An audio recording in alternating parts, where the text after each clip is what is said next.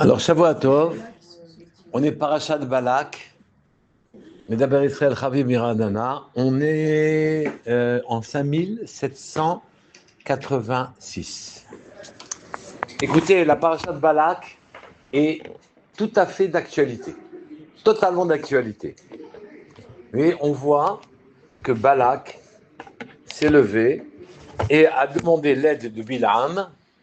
Balak s'est levé à demander l'aide de Bilam pour battre, anéantir, décimer le clan d'Israël. La grande question qui se pose, c'est pour quelle raison Balak voulait tuer le clan d'Israël. Akadosh Baruch Hu a dit, Balak c'est le roi de Moab. Akadosh Baruch Hu a dit, à propos du roi de Moab, vous ne rentrez pas, puisque de chez eux va sortir Ruth à Moabia, oui, et de Ruth va descendre Mashiach, oui.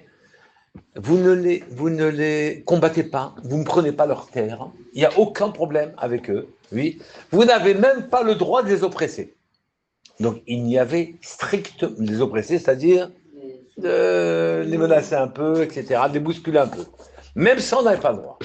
Alors pour quelle raison Balak, le roi de Moab, il s'est levé et il a dit, il est venu voir Bilam, il lui a dit, je t'en prie, maudis ce peuple, parce que ce peuple, quand toi tu maudis, ils sont maudits, et il est venu de Kissa en Aretz. Il a recouvert l'œil de la terre. Oui. Qu'est-ce que ça veut dire il a couvert l'œil de la terre. Regardez. C'est marqué Vayar Balak ben Sipor et Kol Asher Asa Israël a Émori. On a vu ce qu'ils ont fait à Og, des géants, Og et Sichon, mais les grands géants qui protégeaient Moab, oui, qui étaient sous la protection, et Moab était sous la protection de là. Israël les a décimés, oui. Et donc il a dit, moi j'ai peur, je ne veux pas avoir un ennemi comme ça en face de nous. On a dit, c'est pas un ennemi, c'est pas un ennemi. Leur Dieu leur a dit de ne même pas vous oppresser. D'accord? Eh bien, voyez, Moab avait quand même peur. Mipneham à cause du peuple juif, oui, mais Od, terriblement. Qui ravou et à cause Moab, Mipne ben Israël détesté, ne plus supporter les ben Israël. Oui? Et donc, il s'est allié aux Bné aux gens de Midian. Oui. Pourquoi le peuple juif est détesté, on ne sait pas. Hein? Pourquoi le peuple juif détestait le peuple de Moab? Non, le peuple de Moab détestait le peuple juif. Ah, parce qu'ils étaient peur. On ne sait pas pourquoi ils étaient alors, parce qu'on est formés, ils avaient une promesse qu'on n'avait même pas le droit de les embêter. Alors on ne sait pas pourquoi ils nous détestent. C'est ça le problème. Et le savait. Hein? Le savait. Bien sûr qu'ils savent. Tu veux qu'on y aille peut-être? Ils savent tout, oui.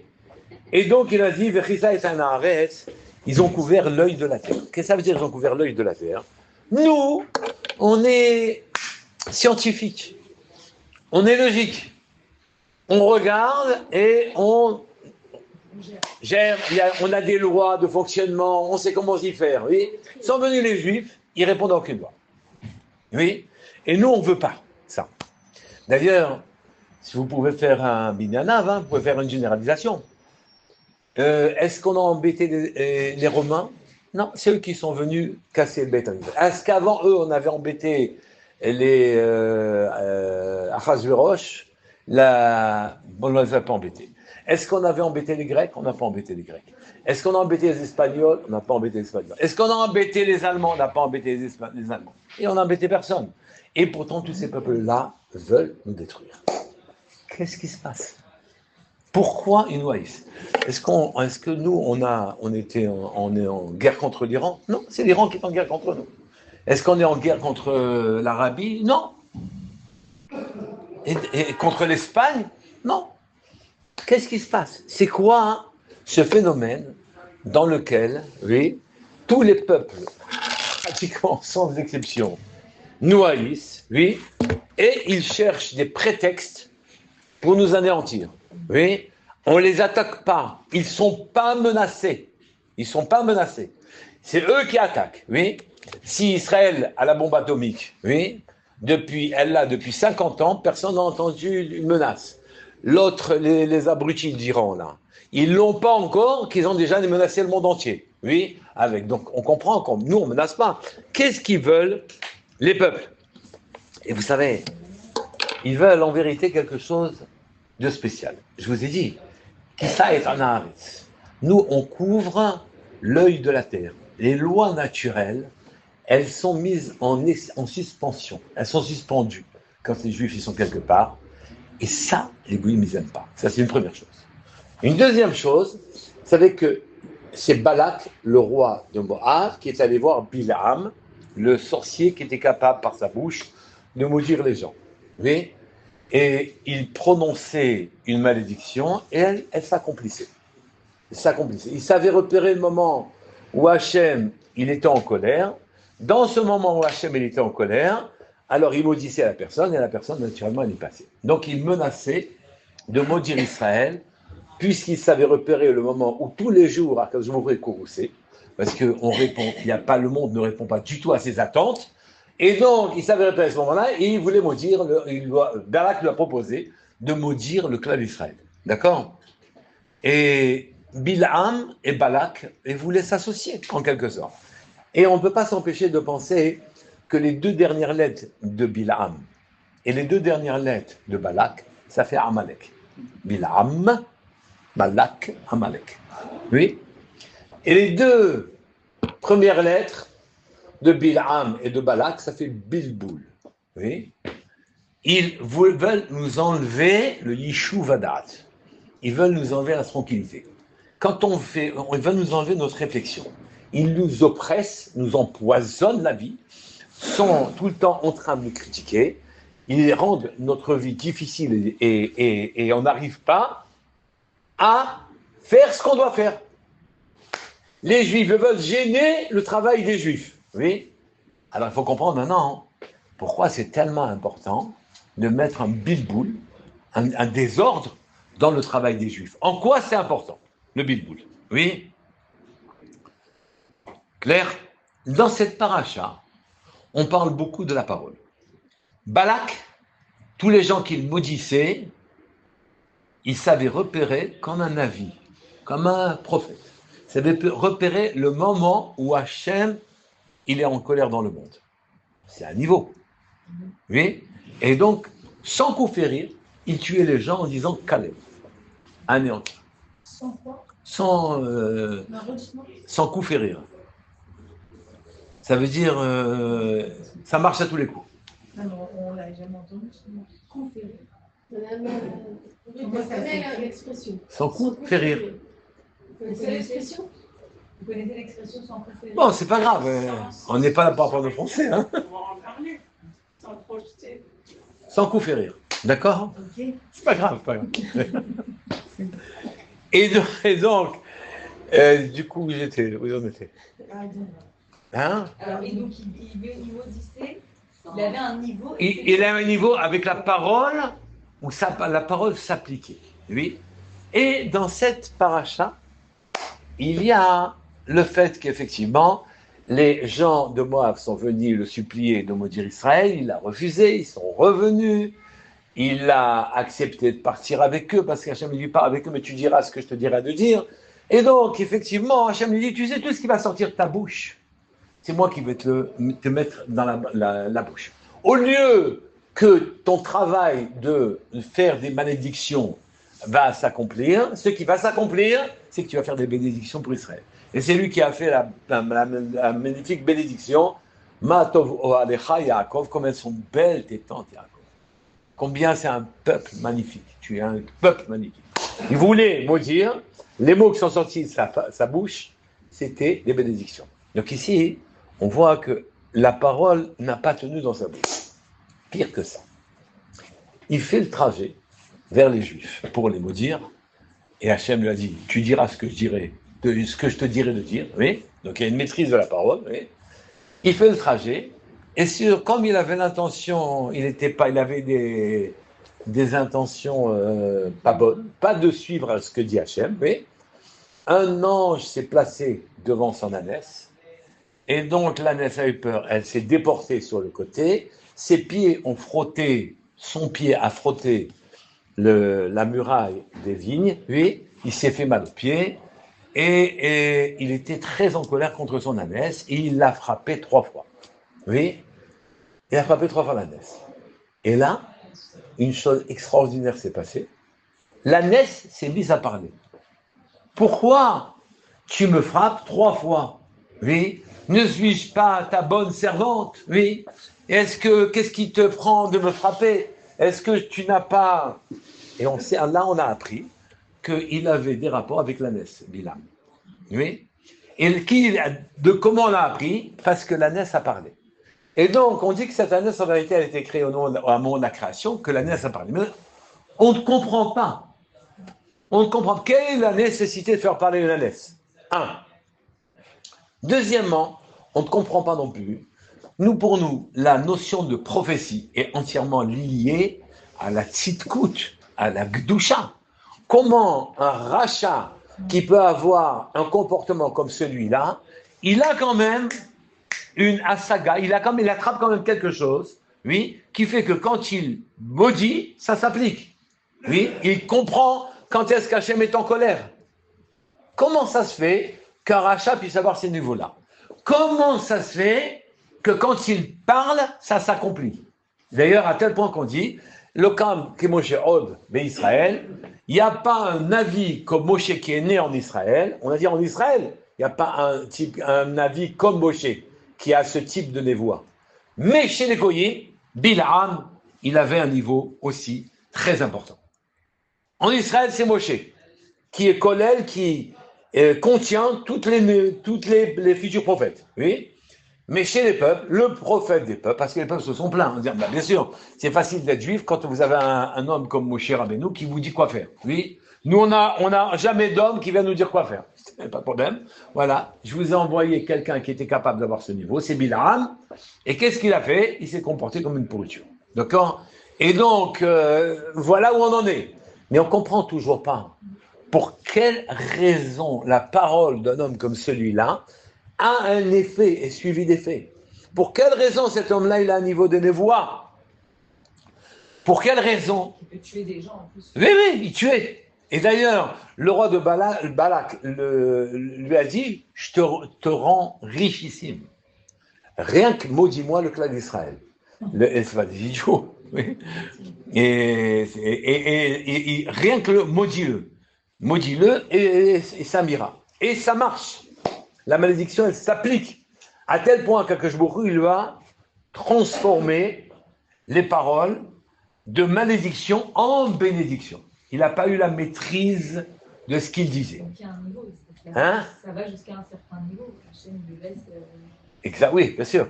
Mais il a eu ce niveau. Et Hachem après dit, oh, le patron, c'est pas toi. Oui. Et pourquoi l'ânesse? Pourquoi l'ânesse? Qu'est-ce qu'on a besoin de faire parler une ânesse? Oui. Et qu'est-ce que ça signifie? Ça veut dire que les animaux, ils peuvent parler. D'abord, les animaux, ils parlent. Mais normalement, ils ne sont pas audibles. Non, ils parlent notre langue. Ouais. Oui, Akadosh Baruch Hu a ouvert la bouche de l'ânesse de manière à ce que tout le monde entende ce qu'il faisait à l'ânesse. Voilà. Et donc, ici, on est devant des phénomènes concernant le col, la voix, la parole. Oui. Et il faut qu'on comprenne quelque chose. Qu'il y a dans le monde un koach qui s'appelle la parole et qu'il va falloir bien définir. Oui. Et un autre koach, une autre force qui s'appelle la bechira, le choix. Le choix, normalement, bechira, normalement, ne veut pas dire choix. Bechira veut dire libre arbitre. C'est-à-dire que quand il y a un Moshe Rabbeinu dans un endroit qui est capable, sous sa main se lève et Hachem lui donne d'ouvrir la mer, oui, à ce moment-là, tous les peuples de la terre, à ce moment-là, se mettent derrière Moshe Rabbeinu, il n'y avait pas de discussion. Donc, Akadosh Baruch Hu a mis en face de Moshe Rabbeinu, oui, un prophète pour les peuples qui ouvre le libre arbitre. Et le libre arbitre est quelque chose qui est dans le fonctionnement même du monde. Dans le fonctionnement même du monde, il y a le libre arbitre. Akadosh Baruch Hu, de manière systématique, va toujours offrir un choix à tout le monde. Toujours un choix. C'est-à-dire, vous pouvez dire la mer s'est ouverte, vous pouvez dire c'est un tsunami.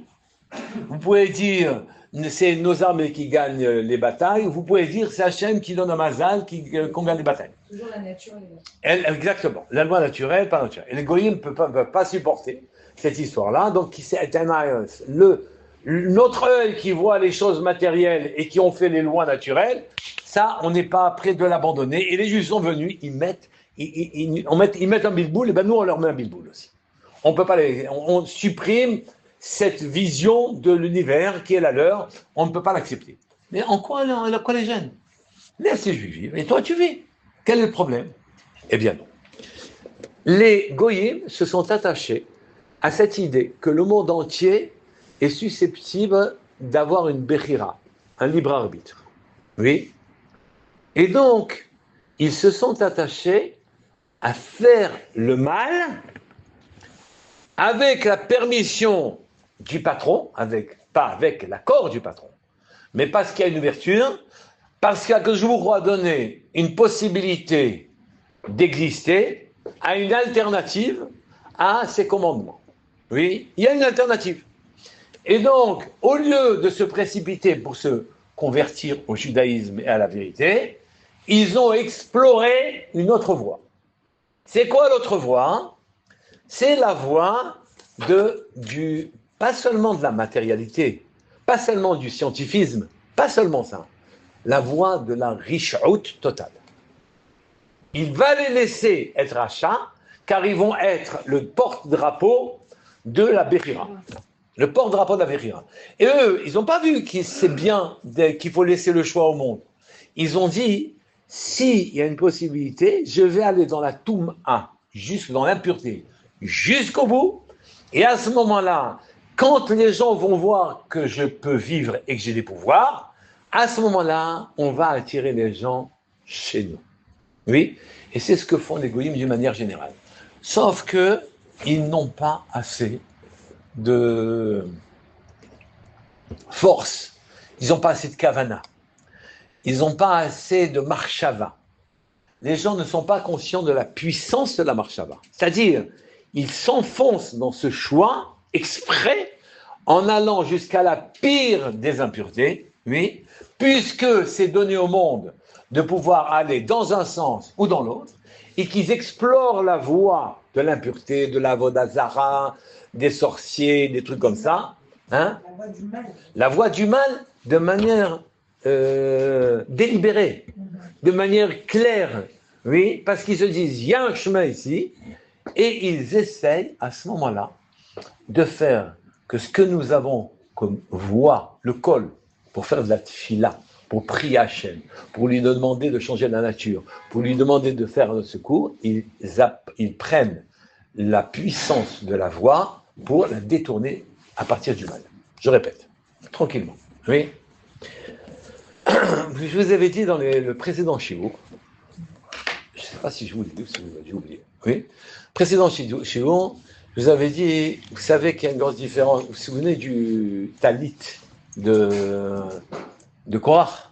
Il est venu, un talit entièrement trélet, et il a dit, Moshe Rabbeinu, le trélet, le bleu, azur, il sert à se souvenir de la mer.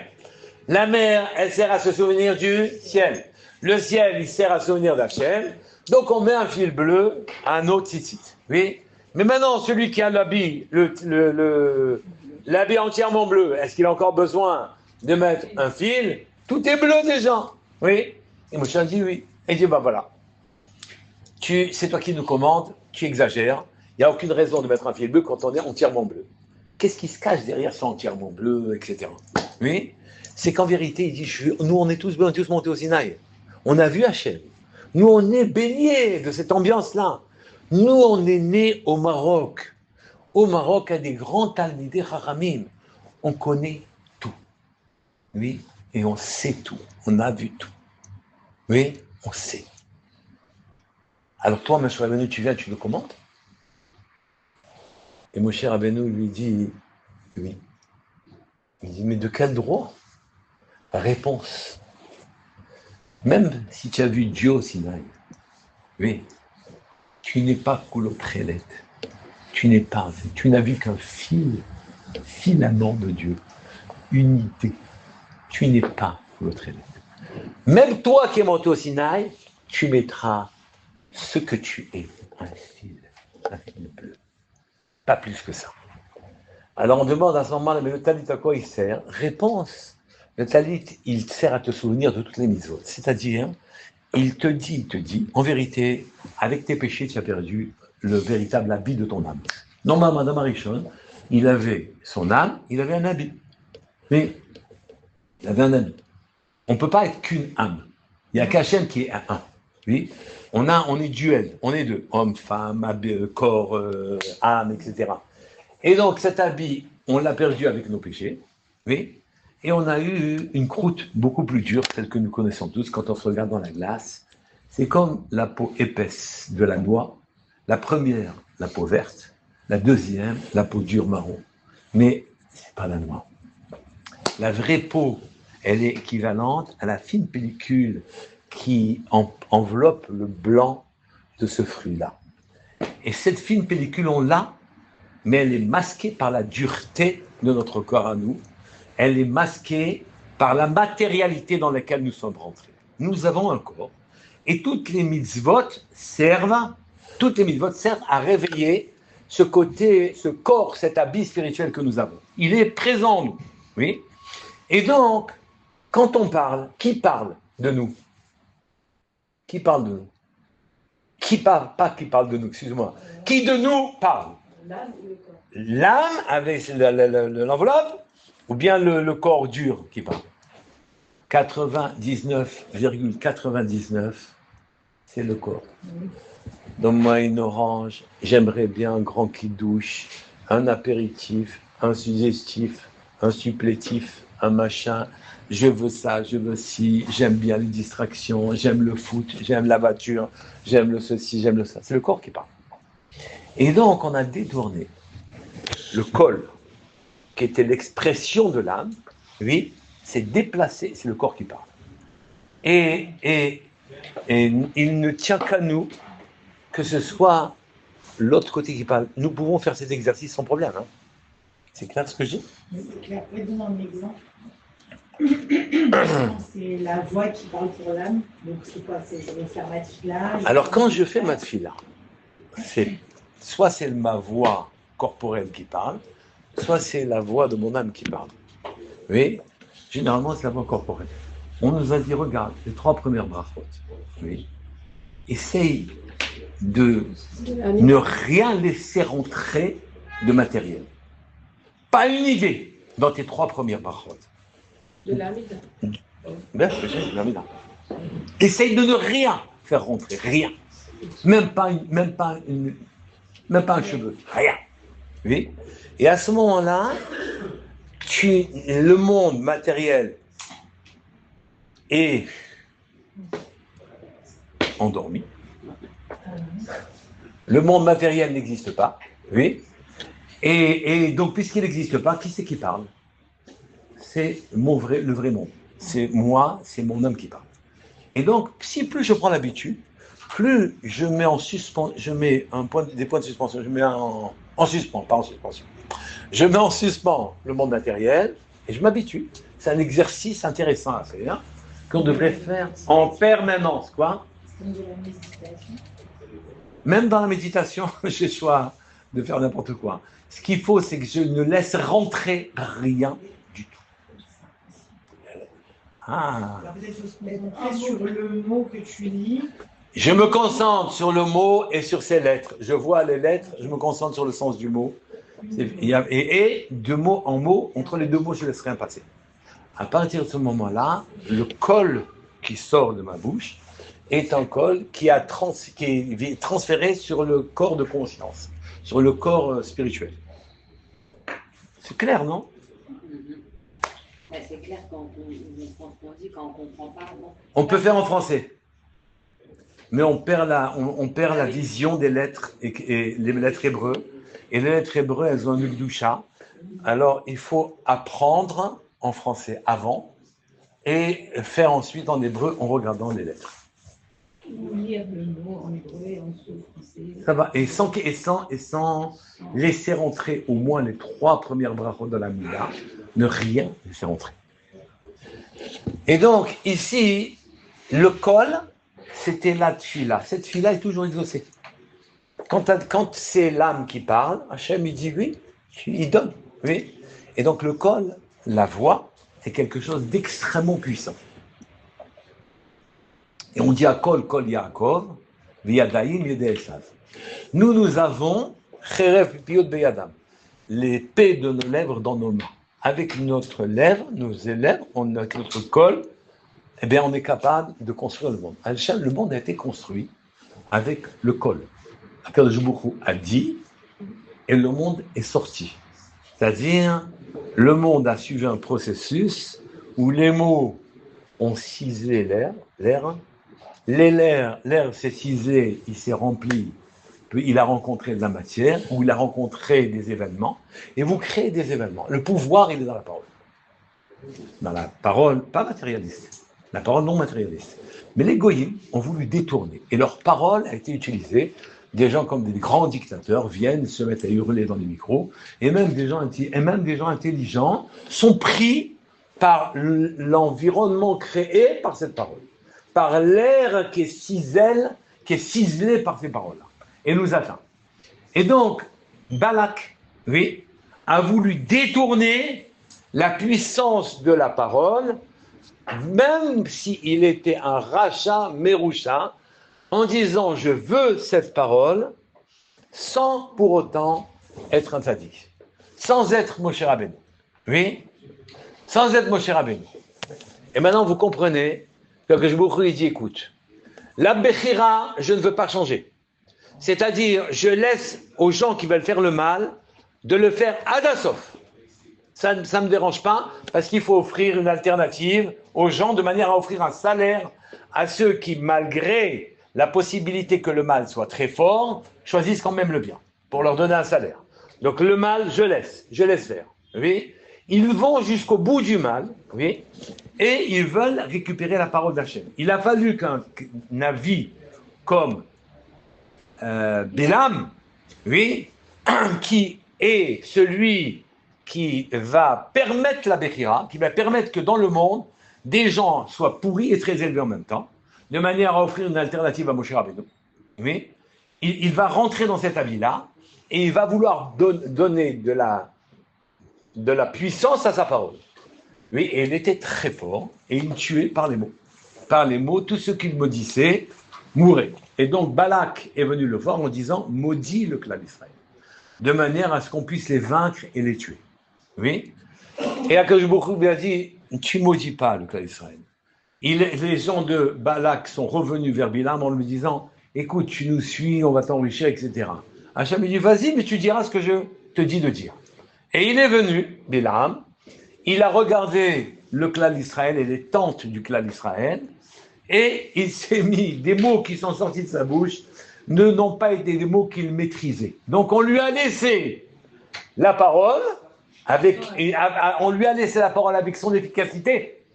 C'est-à-dire la puissance de la parole lui a été laissée, oui, parce qu'il faut un libre arbitre dans le monde entier.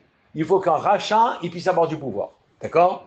Et donc, on lui a laissé la puissance de la parole, mais Akadosh Baruch Hu a bougé dans sa bouche, et il a prononcé des paroles de bénédiction. D'ailleurs, il s'est fait mal voir par Balak, qui en avait assez, il lui dit bouge, et que c'est de là. Je n'ai pas expliqué l'âne, l'ânesse. L'ânesse. Oui, l'ânesse. C'est le seul animal qui parle dans toute la Torah. Ouais. Mais il a parlé notre langue. Il n'a pas parlé comme les oiseaux, ils parlent, ou comme les trucs, d'accord? Il n'a pas parlé la langue des oiseaux, il n'a pas parlé la langue des trucs. Il a parlé notre langue. Et ici, pour bien expliquer cette histoire-là, je vais vous lire un passage, lui, du Zohar, qui dit la chose suivante. Amar Rabbi Abba, il a dit Rabbi Abba, Mitor, Shepatach Hashem et Piaton, par le fait que Hashem il a ouvert la bouche de la l'ânesse, ouais. Lamatish Toshadvarim, j'ai appris de là 3 choses, oui. Al da'ato shel Bilaam, she'eino kedai, she'tishre alav ruach hakodesh. Oui, tu veux parler, oui, et tu veux ruach hakodesh, puissance dans la parole. Tu sais quoi, ta parole, je la mets chez l'âne. Tu vaux pas plus que le l'âne. L'âne, elle parle aussi. Il n'y a pas que toi qui parles. L'âne, elle parle aussi. Deuxièmement, la matishen yecholet ba'atono lehara oletev. Deuxièmement, j'apprends de l'ânesse qu'elle est maîtrisée par Bilam. Elle ne peut pas faire ce qu'elle veut. Toi non plus, tu ne feras pas ce que tu voudras. Je te laisse la puissance de la parole dans la bouche, mais les mots, c'est moi qui les change. Oui. Et donc, tu comprendras de là, cette chose-là. Et enfin, la mati,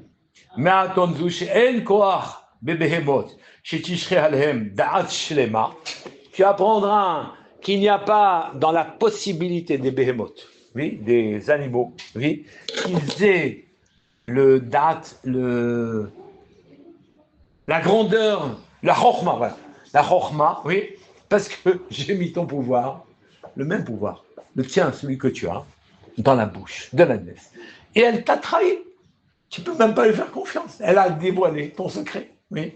Et donc ici, Akadosh Baruch Hu a montré que les peuples, d'une manière générale, ont beau profiter de cette voie qui s'appelle la Bechira, qui est nécessaire pour que le monde entier vive en ayant une alternative.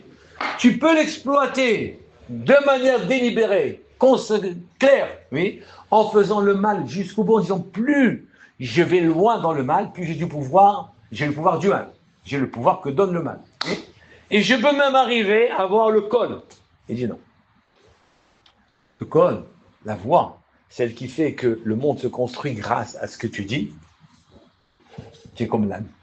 On lui mettra dans la bouche les paroles que le patron veut qu'il soit dans la bouche. Voilà. Est-ce que c'est clair ?